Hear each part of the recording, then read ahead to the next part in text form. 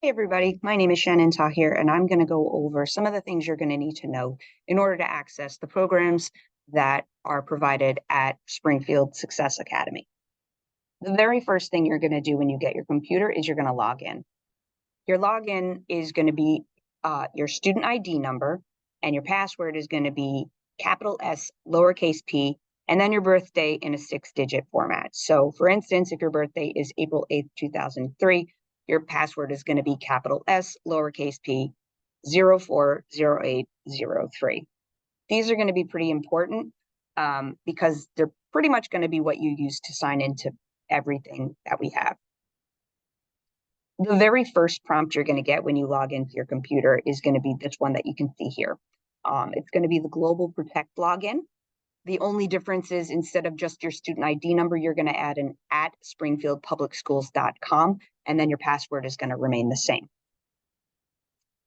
The next thing you're going to do is you're going to go down to your taskbar and you're going to hit the Microsoft Edge icon. That's going to open up a web browser, and that's going to show you these options here. You're going to want to click on the Microsoft 365 icon, and that's again going to prompt you the very first time you do so to log in, and that's going to be with your email address, so your student ID at springfieldpublicschools.com, followed by that same password.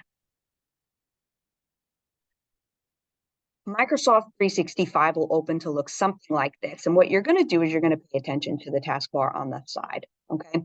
This is going to have your email, Microsoft Teams, and Word. Those are going to be probably the three most common things that you're going to use.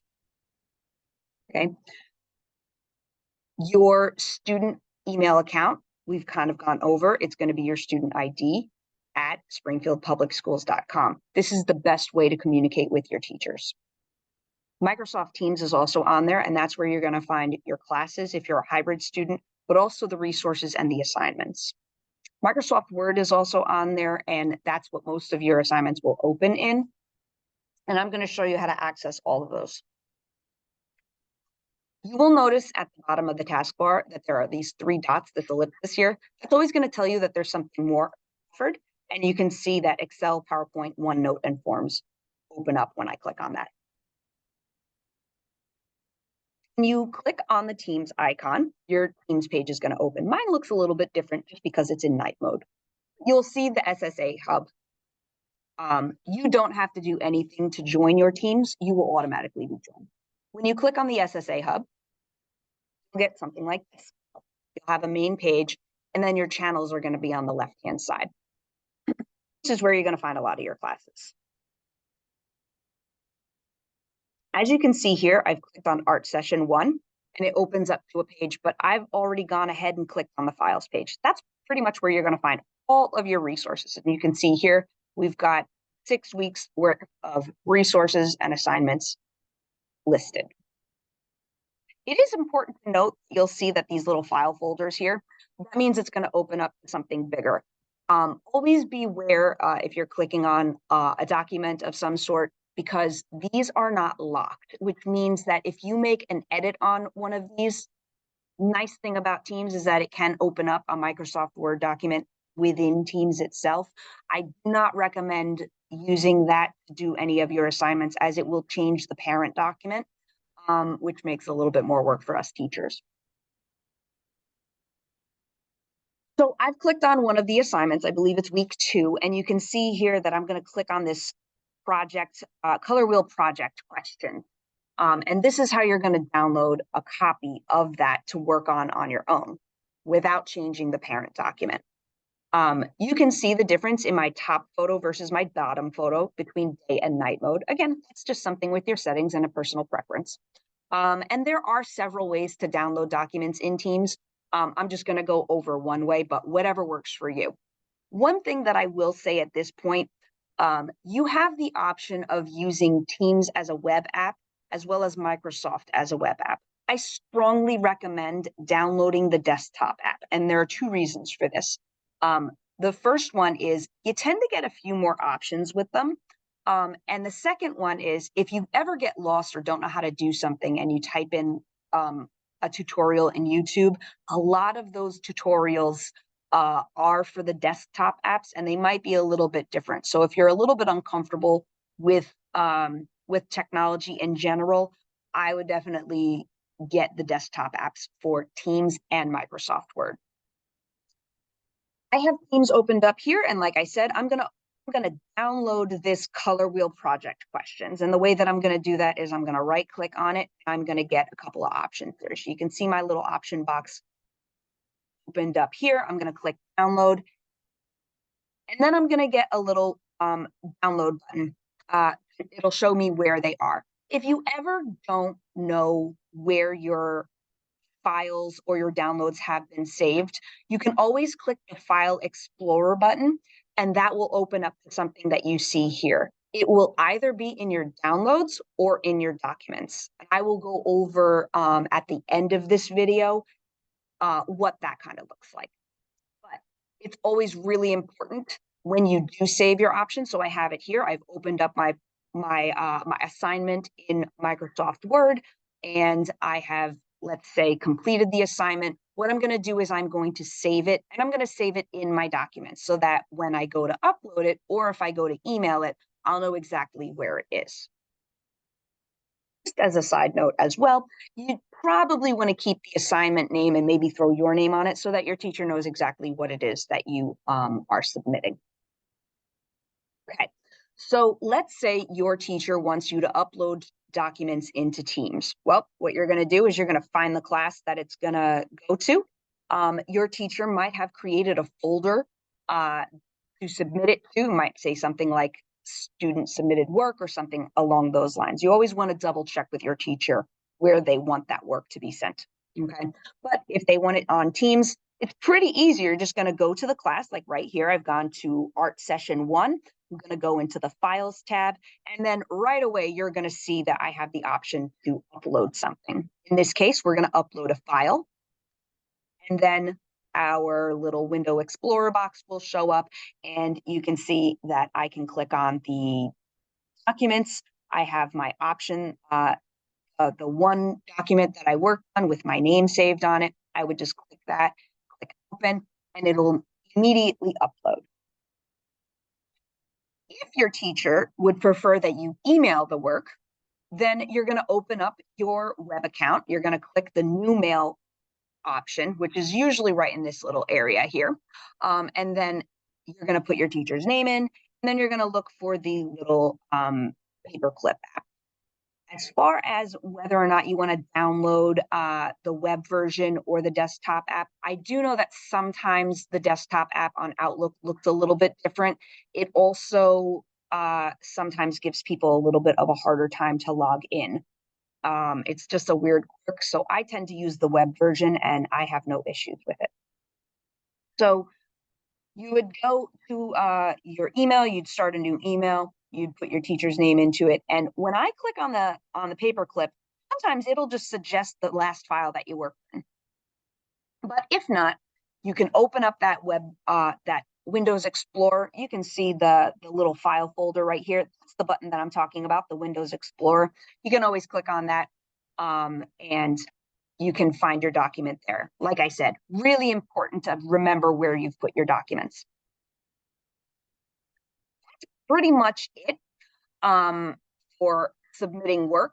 I'm going to go over how you would participate through the hybrid model, and that's by using Zoom. Once again, highly recommend using the laptop that you've been provided with and downloading the Zoom app to that laptop. The web version is a very no-frills version. There aren't a lot of options, and it's very hard also if you're joining a class via Zoom on your phone to try and like get some of the resources and things like that. So your Zoom link will be provided in Teams. You're going to click on that. The very first time it'll ask you if you want to download Zoom. Definitely recommend it. But then you'll come to a page that says launch the meeting.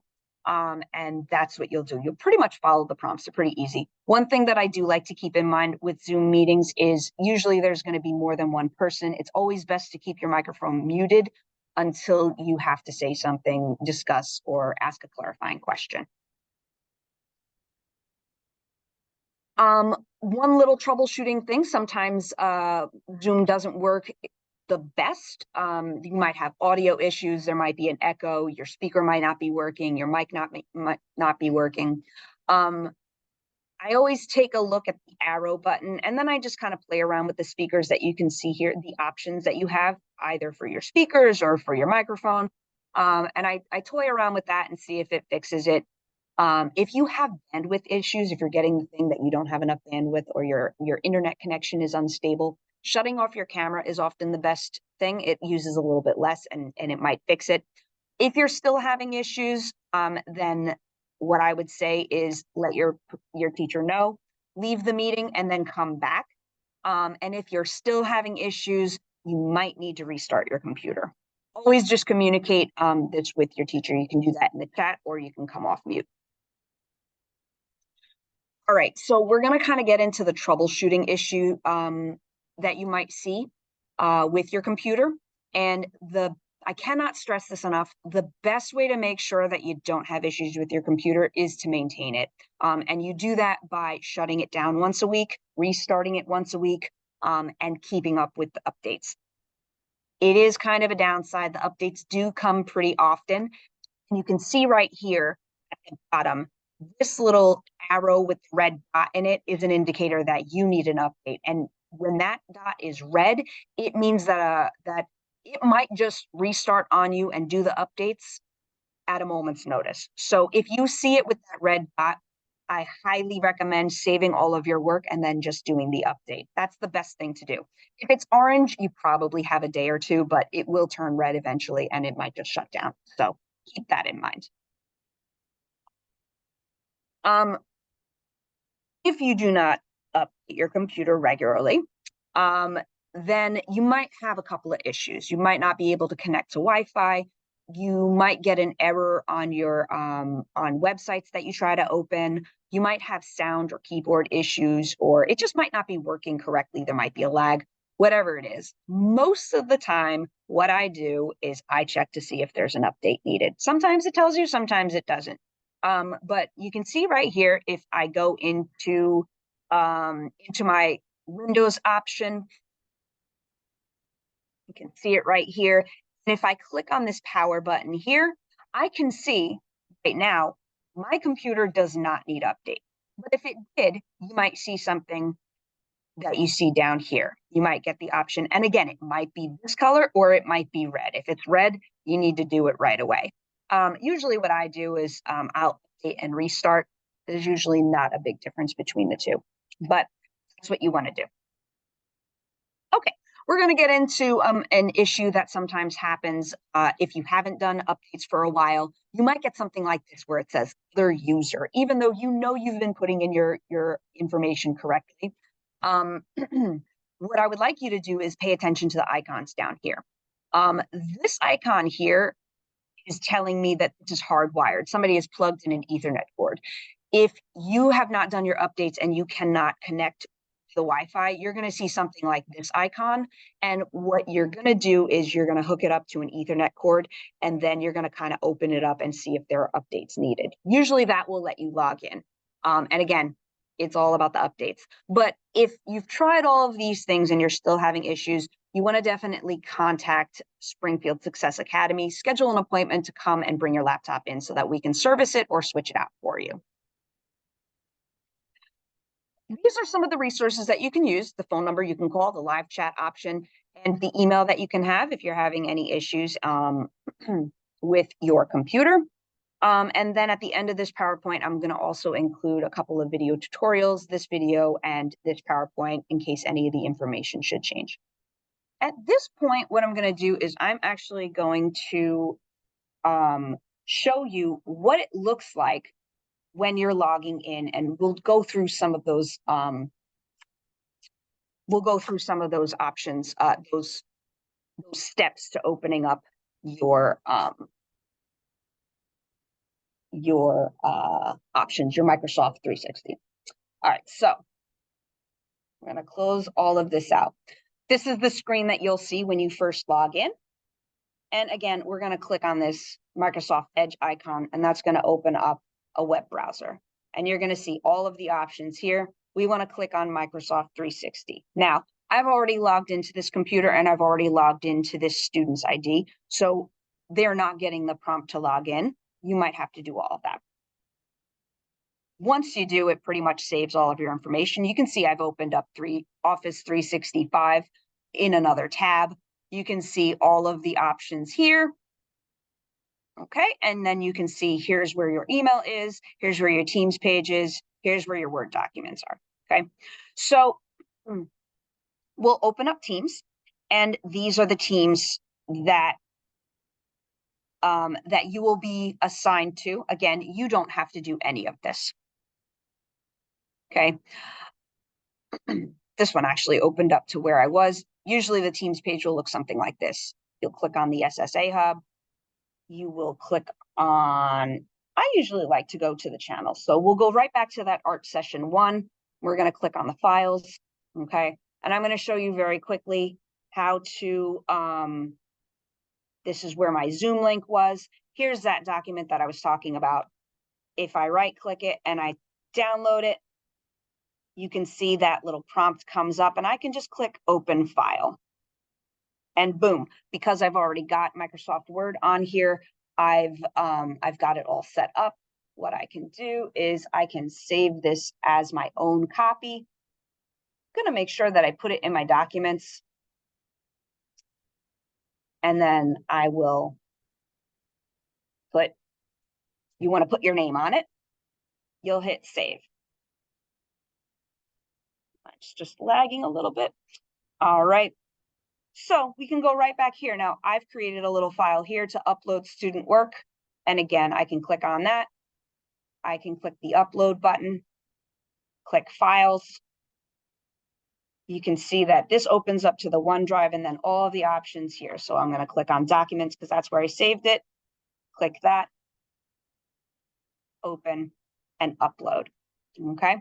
Now, if you need to email something to your professor, your teachers, you can open up the Outlook page.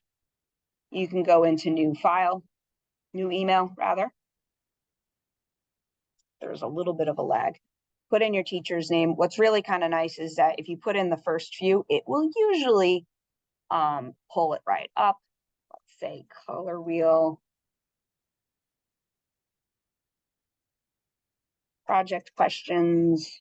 All right, and then what I'm going to do is I'm going to click down here, and then I'm going to look for my paperclip icon to attach that document. Like I said, it'll show up pretty much because it was a recent document, and then I can just click send. So those are the 2 ways that you can submit your work using your mail or Microsoft Teams. Now, like I said, just very quickly, the last thing I'll go over is if you can't find a file, you can open up your File Explorer, and usually it'll be in your Downloads folder or your Documents folder. If worst case scenario, you can't find it, you can always do a search for your documents right up here, and you can try and find those. And that's pretty much it. I wish you the best of luck, and feel free to reach out to any of us if you have further questions. Have a good day.